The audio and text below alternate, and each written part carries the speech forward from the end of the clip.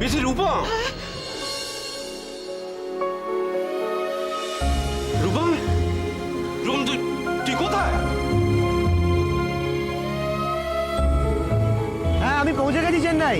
তুই তুই ঠিক আছিস তো? হ্যাঁ, ঠিক আছি, ঠিক আছি। মিথি, রূপম ঠিক আছে?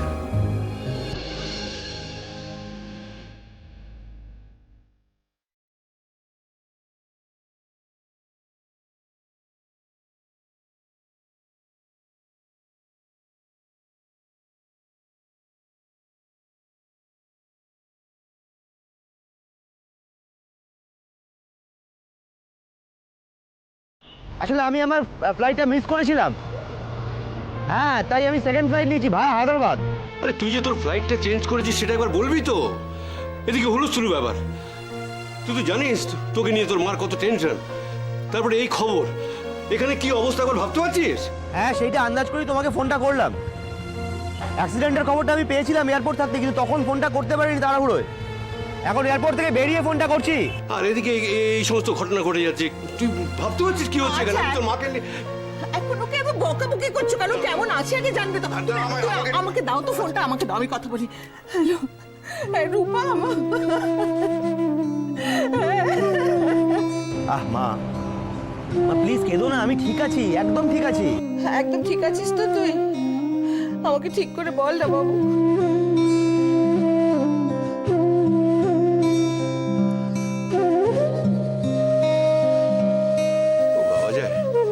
কি বাঁচান বেঁচে গেল। তাপসের কথায় তখন যে আমার কি টেনশন হচ্ছিল সেটা একমাত্র আমিই জানি। আহারে থাক না দাদা, আবার ওসব কথা তুলছো কেন? কত বাবা মা যে তাদের কত সন্তান হারালো তা ঈশ্বরই জানেন। আর চোখের জল ফেলো না বৌদি।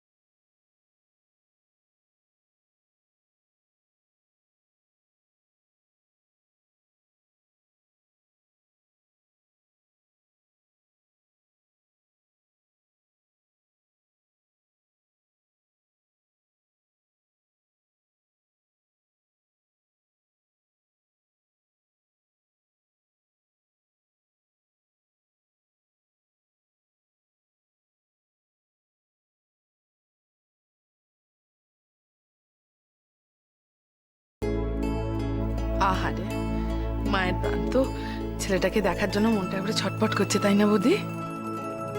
ঈশ্বর আছেন বৌদি, ঈশ্বর আছেন। তা না হলে শেষ মুহূর্তে কেউ এভাবে ফ্লাইট চেঞ্জ করে বলো? হ্যাঁ, ঈশ্বর তো অবশ্যই আছেন, তবে আমার মনে হয় শ্রেয়া আছে বলেই এই যাত্রায় রূপম বেঁচে গেল।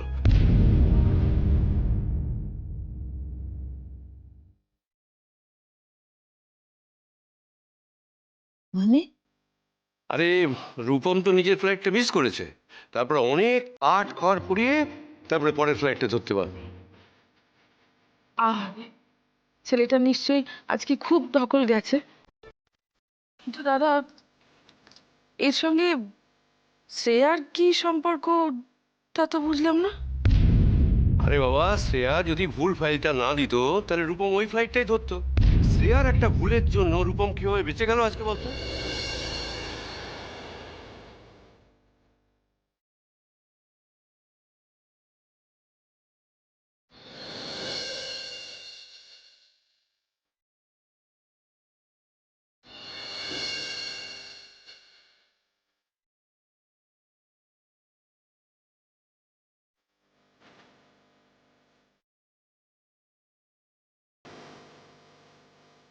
সে আমাদের ভুল বুঝল।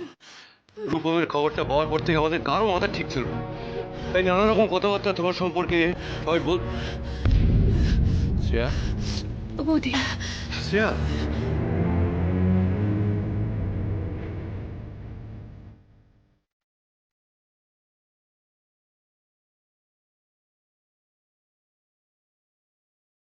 একবার আমার কথাটা শোনো।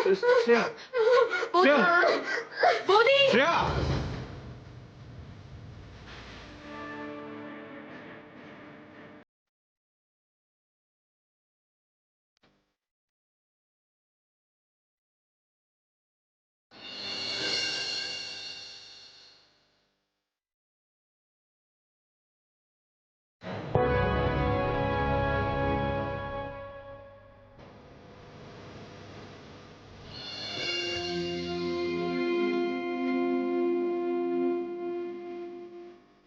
বৌদি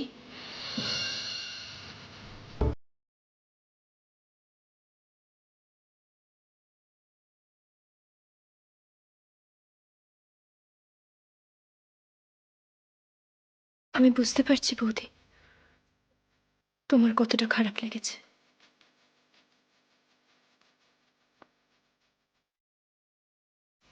বৌদি তুমি একটু আমার কথা শোনো। মা তোমায় যা যা বলেছে সবটা সিচুয়েশনের চাপে বলেছে বৌদি। বৌদি দাদার খবরটা শোনার পর থেকে আর মাথাটা মাথাটা পুরো খারাপ হয়ে গেছে। এদিকে বাবা ফোন করছে, পিসিমণি পিসিমণি ইমপেশেন্ট হয়ে যাচ্ছে, আর মা সেন্সলেস হয়ে পড়লো।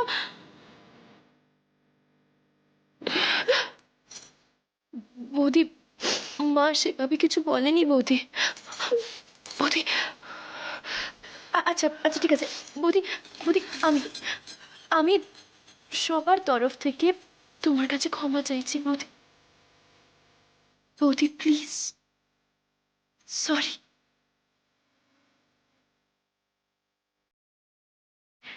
দেখি এবার তোমার মিষ্টি স্মাইলটা কোথায় গেল? আর বৌদি আমি কিন্তু একটা জিনিস নোটিস করেছি যেটা অন্য কেউ করেনি। তোমার ভুলের জন্য যে দাদাভাই ফার্স্ট ফ্লাইটটা মিস করেছিল সেটা কিন্তু সবার সামনে বেমালুম চেপে গেছিল। প্রথমে তো আমাদের ফোনই করেনি, আর তারপর চেন্নাই পৌঁছে যখন জানতে পারলো যে ফার্স্ট ফ্লাইটটা ক্র্যাশ হয়েছে তখনই তো আমাদের সবাইকে সবকিছু জানালো বলো। আর যদি ফ্লাইটটা ক্র্যাশ না হতো তাহলে তো আমরা কিছু জানতেই পারতাম না।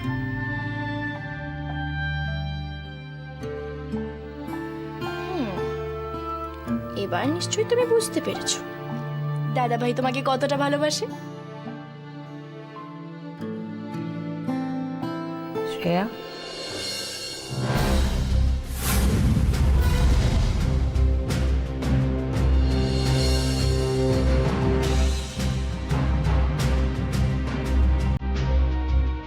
এত ভয় পাওয়ার কি আছে?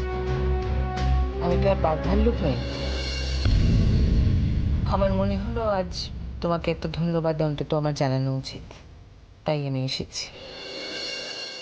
তোমার একটা ভুলের জন্য আজকে রূপম প্রাণী বেঁচে গেছে, তাই তোমাকে আমি ধন্যবাদ জানাচ্ছি।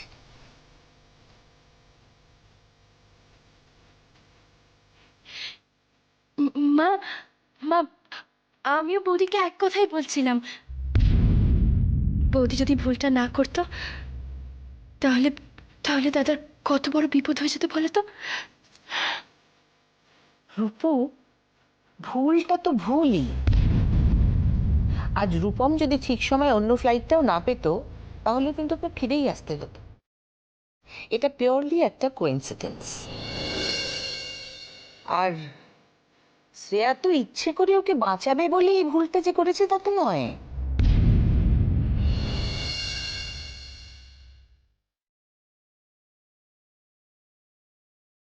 যাই হোক, যাই হয়ে থাক, এটা আমাদের পরিবারের মঙ্গলের জন্যই হয়েছে।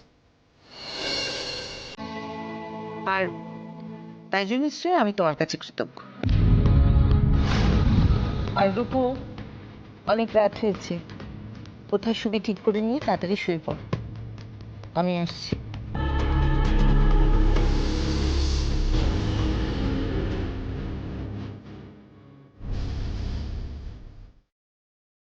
আর হ্যাঁ শ্রেয়া,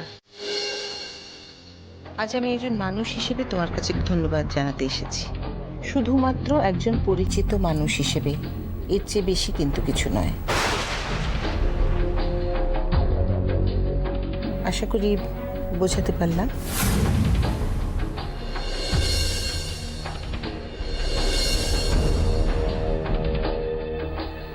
আমি আসি।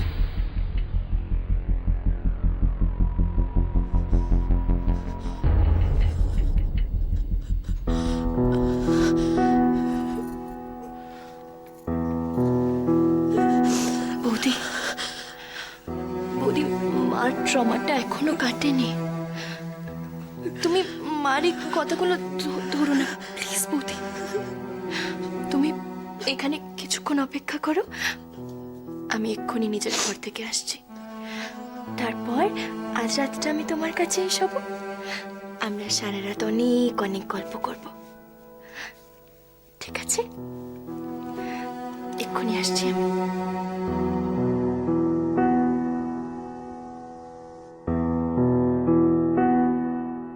আজ আমাকে একটু একা থাকতে দেবে রূপসা?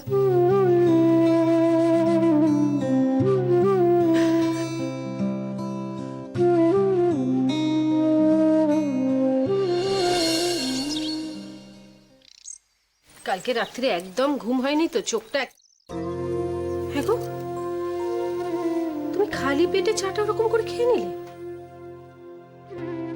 বিস্কুটগুলো কি আমি সাজানোর জন্য দিয়েছি? হ্যাঁ, একটু পরে তুমি ওষুধ খাবে।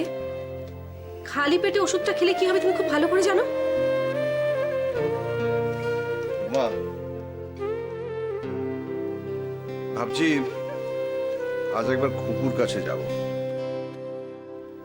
কাল স্বপ্নটা দেখার পর থেকে মনটা বড় অস্থির লাগছে। নিজের মেয়ের সর্বনাশ তুমি নিজেই ডেকে আনছো, জানো তো? দুদিন ছাড়া ছাড়াই যদি মেয়ের জন্য এরকম অস্থির হয়ে ওঠো, তাহলে তো মেয়ের বিয়ে দেওয়ার কোনো দরকার ছিল না। তুমি মিছিমিছি আমার ওপর রাগ করছো রুমা। আচ্ছা, ওটা তো শুধু খুকুর শ্বশুর বাড়ি নয়, রুদ্রদা তো আমার বন্ধু। তো আমি বন্ধুর বাড়িতে যেতে পারি না? ধরো, ওহ, বন্ধুর বাড়িতে কত বন্ধুর সঙ্গে দেখা করতে যাবে সে বন্ধুও জানে, আমিও জানি। আচ্ছা ঠিক আছে, মানলাম মানলাম আমি খুকুর কাছে যাচ্ছি। তাতে ক্ষতিটা কি? বাবা হয়ে মেয়ের সাথে দেখা করতে পারবো না? ছেলে মানুষই করো না, লাভ ক্ষতির ব্যাপার এখানে নয়, শোভন অশোভনের ব্যাপার। মাত্র 2-3 দিন হলো মেয়েটার বিয়ে হয়েছে, এর মধ্যেই তুমি যদি মেয়ে শ্বশুর বাড়িতে ছুটে যাও, তাহলে সকলে কি ভাববে? তারা মেয়েকে কিরকম রেখেছে তুমি সেটা যাচাই করার জন্য যাচ্ছ। না না, রুদ্রদা বৌদি আমাকে খুব ভালো করে চেনেন, তারা কখনোই ওরকম ভাববেন না। আসলে মনটা বড় খুঁতখুঁত করছে জানো, মেয়েটার মুখটা না দেখলে। সারাক্ষণ খালি খুকু খুকু খুকু খুকু, এই খুকুর জন্যই অস্থিরতা খুকুর একদিন বিপদ ডেকে আনবে, তখন বুঝবে তো।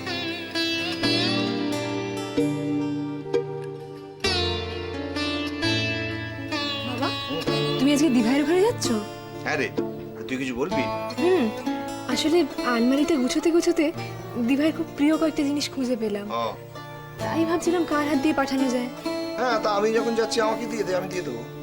ঠিক আছে। বৌদি, বৌদি, শোনো না, দিভাইয়ের যে জিনিসগুলো আলমারি গুছোতে গুছোতে রাখলাম, ওটা ওই খাটের পাশে আছে, সঙ্গে একটা বাক্স আছে, একটু এনে দাও না গো। ওরে বাবা, তুই তো এর মধ্যেই সব সাজিয়ে গুছিয়ে রাখছিস, হ্যাঁ রে? কেন, একটা দিভাই গুছোতে পারে? আমি বুঝতে পারি না। শিমলি, শিমলি, দেখো তো এই বাক্সটা কিনা।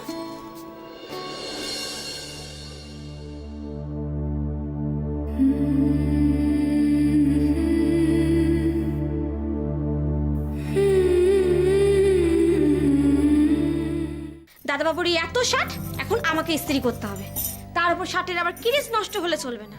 আচ্ছা তুমি বলো তো, আমি তো একটা মেয়ে মানুষ নাকি, আমি হাতে এত চোর কোথা থেকে পাই? তার উপর আবার এই সিল্কের শার্ট, ইস্ত্রি আলো তো সামনেই থাকে, করে নিলেই তো পারে, তা নয় এই আমাকেই করতে হবে। ঠিক আছে, আজ থেকে তোমাকে ইস্ত্রি করতে হবে না, তুমি আমাকে জামা কাপড়গুলো দাও, আমি করে দিচ্ছি, দাও। তুমি কি বলছো গো বৌদিমণি? মা শুনতে পেলে না একেবারে তুলোধনা করে ছাড়বে। হ্যাঁ, কেন মনে নেই কফি করার সময় কেমন বললো? না বাবা না। আরে মা তুলোধনা তখনই করবে যখন মা জানতে পারবে, বুঝলে? মা জানতেই পারবে না তো। সে কি গো, যদি আমাকে জিজ্ঞাসা করে আমি তখন কি বলবো? তখন বলবে তুমি ইস্ত্রি করে দিয়েছো। দাঁড়াও,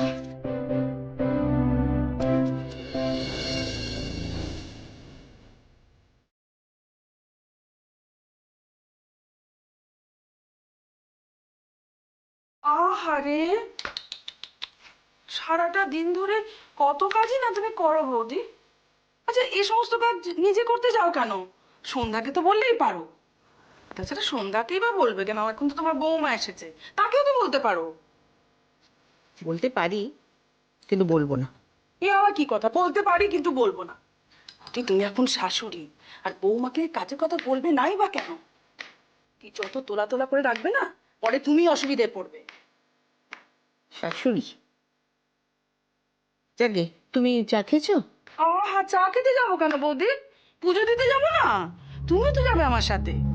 ছেলেটার অত বড় একটা ভাড়া গেল, চলো গেটে পুজো দিয়ে আসি। না, আজকে যাব না, কাল যাব। কাল দিনটাও ভালো।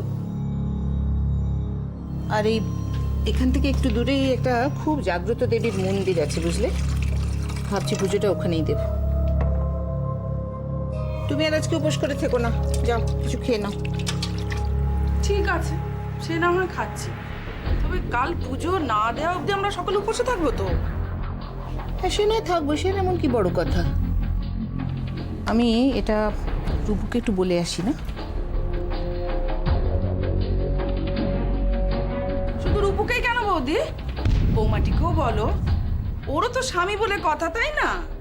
না পুরবি, ওর যাওয়ার কোনো দরকার নেই। আহারে, ওরও তো ইচ্ছে করবে স্বামীর জন্য পুজো দেবে। আর বলো, আদিক্ষেতা করুন না তো। কিরকম বউ ও? ফুলসজ্জার রাত্রে স্বামীকে যে আটকাতে পারে না। রূপমটা তো ওর জন্যই বাঁচলো বৌদি। তার জন্য আমার কৃতজ্ঞতা তো আমি ওকে জানিয়েছি। স্ত্রী হিসেবেও নিজের কর্তব্য পালন করছে, শাশুড়ি হিসেবেও আমি আমার কর্তব্য যথাসময়ে পালন করব। এর বেশি আর কিচ্ছু নয়।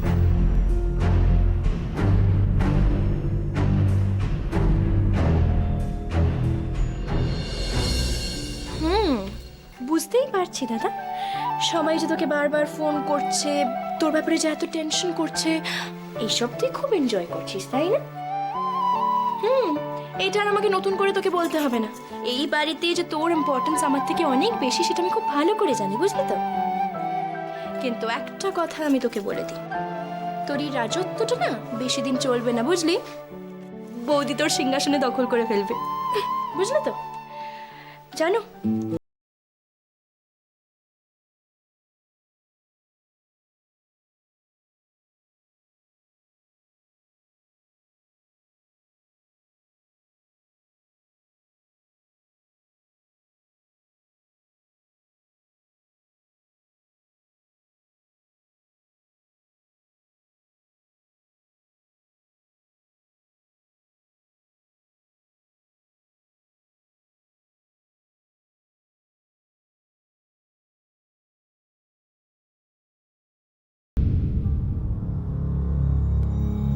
ফোনটা কেটে গেল।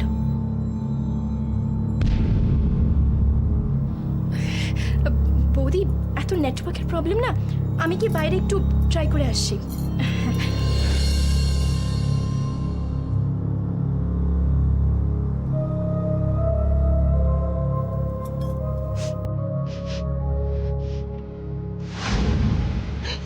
বাবা,